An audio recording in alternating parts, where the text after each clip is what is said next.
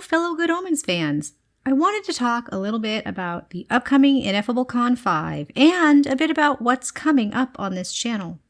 The Ineffable Con 5 takes place this Friday through Sunday, the 26th through 28th of July. In-person tickets are all sold out, but virtual tickets are still available. Suggested price is only £10, and proceeds go to Alzheimer's research. There's a lot of fun stuff planned for this event.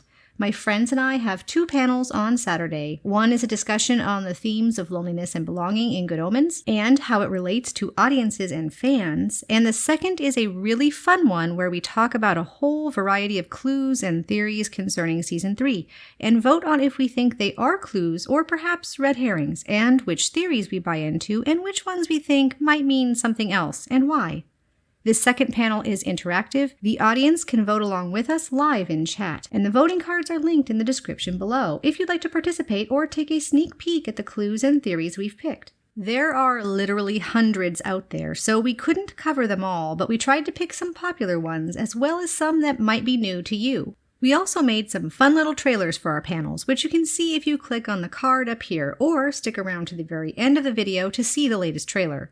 In addition to these 2 panels, a group from the server has also put together a documentary called The Love Letter, which features on Sunday, and is a collection of interviews and sound bites from fans about the show and the fan community and what it all means to them.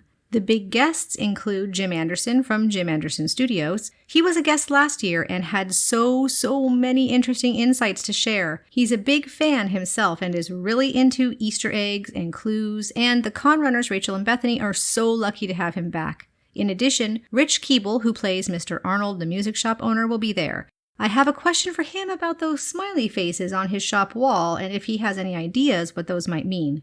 We can't forget Colleen Doran, creator of Good Omens, the official and ineffable graphic novel, which broke the record for the highest funded first 24 hours of a comic project as well as the most backed and funded comic overall, surpassing Keanu Reeves' Berserker, the previous title holder. She was also a guest last year, and I am sure she'll have lots of interesting updates and details to share. Also featured is special guest One Vision, a Queen tribute band that will play some live Celestial harmonies. There will be many other interesting fan-run panels, games, and vid shows, so we invite you to come and join us this weekend at the Ineffable Con 5. Good Omens has one of the most amazing, kind, compassionate, and caring fandoms I've ever seen, and I just feel lucky to be a part of it. Now, I'd like to talk a bit about the future of this channel, and don't worry, it's all good. Although things have slowed down a bit throughout the summer, as I have a family and a large garden and other things to tend this time of year, I hope things will ramp back up later in the fall and winter, especially once filming begins in January of next year. And coming very soon in August, my friend Joe Madge and I have a super juicy brand new theory on the way, something I think all of you will really enjoy. More rabbit holes explored.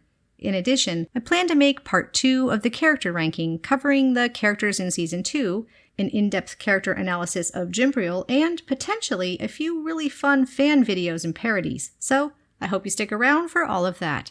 In addition, I do plan to spend some time analyzing themes and characters here and there in other interesting current media, like Hazbin Hotel. I also desperately want to do a costume analysis for House of the Dragon, which has some of the most stunning, detailed, and complex costumes in a TV show ever, in my opinion. So if all of that sounds interesting to you, I hope you stick around for twice-monthly Thursday videos. As always, thank you to all of my patrons who make all of this possible, including exploration into different formats and shows. Special thanks to my newest Ineffable tier member, Georgia.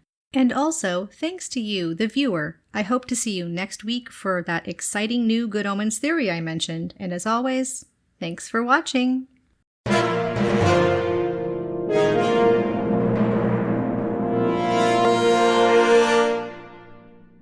Good Omens has become something of a cultural phenomenon. It's a single book, and currently 2 seasons of television with a 3rd and final season in the works, yet it has spawned a very dedicated fan base. What is it about this show that has us all so enamored?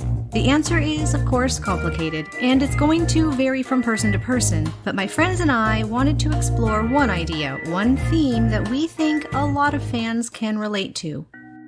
The feeling of loneliness is a universal human experience, as is the desire for belonging. Recent studies show that people are currently experiencing loneliness at a higher rate than we did 30, 40, 50 years ago across generations and in numerous countries. let's talk about how Good Omens speaks to this common experience and how it's bringing people together.